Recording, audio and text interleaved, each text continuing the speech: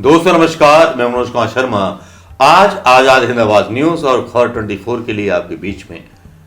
आज मैं आपके बीच कुछ पन्ने नेहरू के खोलना चाहता हूं, डिस्कवरी ऑफ इंडिया के खोलना चाहता हूं, जिसमें मैं बात करना चाहता हूं कि पंडित नेहरू शादीशुदा होने के बाद कहां कहां से किस तौर पर और बुनियादी तौर पर और मानसिक तौर पर गुजरे।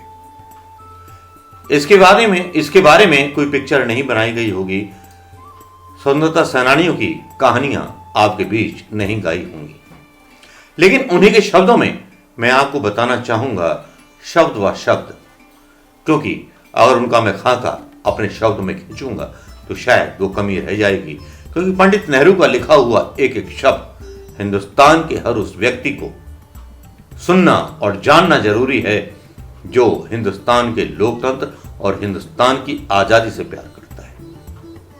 शायद ऐसी कुर्बानियां किसी ने ना दी होंगी, फांसी खाकर के लोग शॉर्ट टाइम पीरियड में मर गए होंगे, लेकिन एक लंबा संघर्ष कानून के रास्ते से दिमाग से अंग्रेजों के सामने खड़े हो जाना, यह बहुत बड़ी चुनौती थी।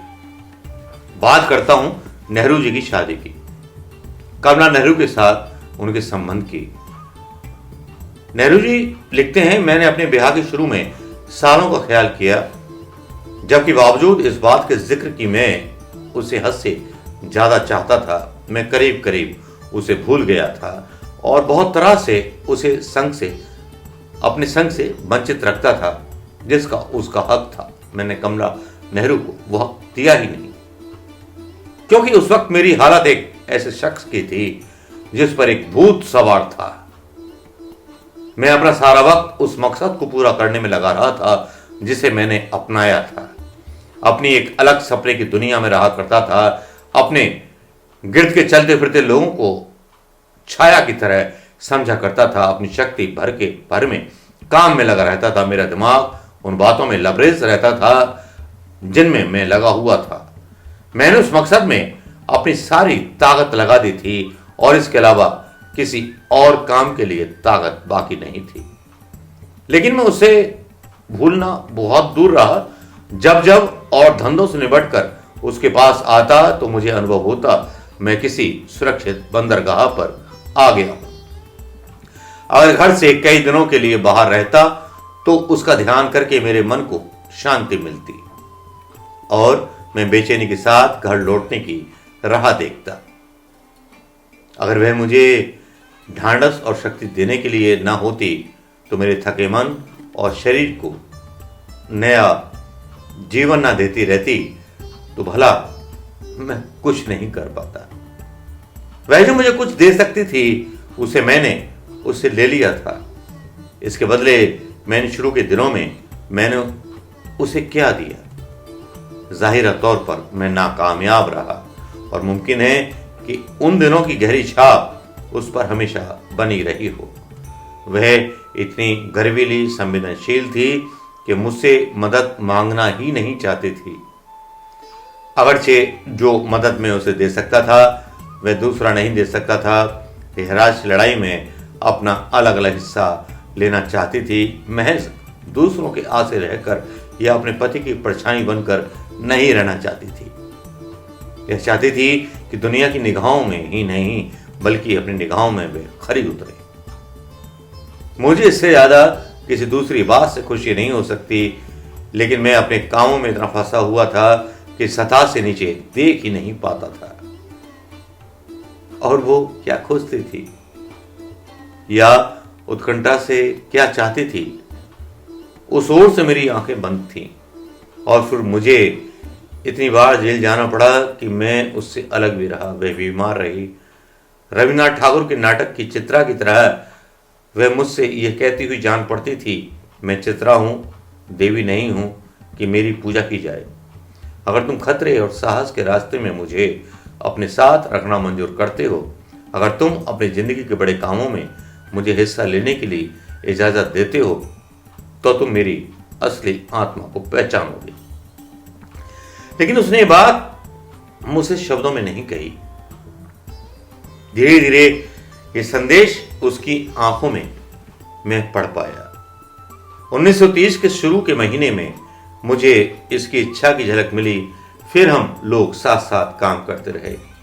इस अनुभव से मुझे एक नया आनंद मिला। कौमी हंगामे हुए, सुख के महीने थे। उनको बचाने के चक्कर में हम जेल चले गए। जब हम जेल चले गए, सारे के सारे मर्द लोग ज्यादातर जेल में थे। उस वक्त एक हैरत अंगेज घटना घटी। हमारी औरतें मैदान में आ गईं और उन्होंने लड़ाई को संभाला। वैसे ही कुछ औरतें सदा इस काम में लगी रहीं, लेकिन अब तो उनके दल के दल उमड़ पड़े, जिसकी वजह से न सिर्फ अंग्रेजी सरकार को बल्कि खुद उनके मर्दों को अचरज हुआ। हमारे सामने जो नजारा था वह ये था, ऊंचे और बीच के वर्ग की औरतें जो अपने घरों में महफूज जिंदगियां बिता रही थीं। किसान औरतें, मजदूर औरतें, अमीर औरतें, गरीब औरतें दसियों हजार की तादाद में सरकारी हुक्म को तोड़ने और पुलिस की लाठियां खाने के लिए तैयार थीं। साहस और बहादुरी का यह खाली दिखावा नहीं था। इससे भी बड़ी बात तो यह थी कि उन्होंने अपने संगठन की शक्ति दिखाई थी। जब एक खबरें हमें नैनी जेल में मिली, नैनी जेल में थे जवाहरलाल नेहरू साहब। उस वक्त हम में जो पुलक पैदा हुई, एक शौक पैदा हुआ,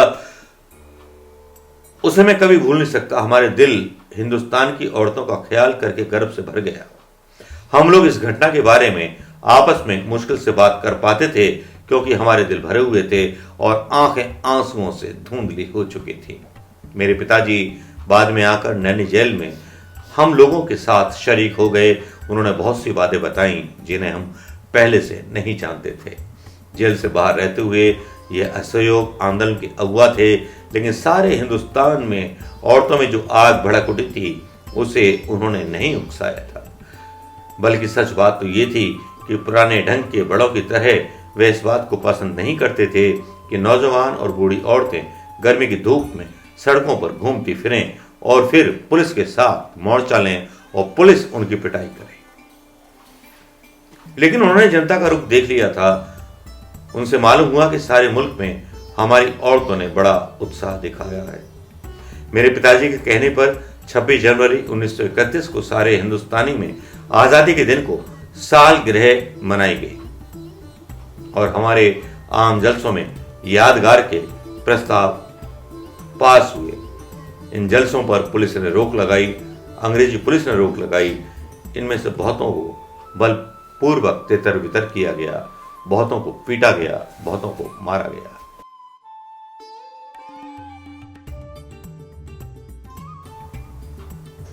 यह था रिश्ता जवाहरलाल नेहरू का अपनी पत्नी के साथ। ये थी वो कुर्बानी पहले प्रधानमंत्री देश के। और ये मेरी सेकंड एपिसोड है नेहरू जी के बारे में। कमला नेहरू जो उनकी पत्नी थी, मैं वो भी कहानी बताऊंगा कि जब जेल में थे और कमला नेहरू जी के साथ सुभाष चंद्र बोस थे, कि किस तरह की कुर्बानियां इन पढ़े लिखे लोगों ने अंग्रेजों के साथ लड़ करके ली हिंदुस्तान के लिए। लेकिन क्या हम इस आजादी को बचाने के लिए अब भी तैयार हैं?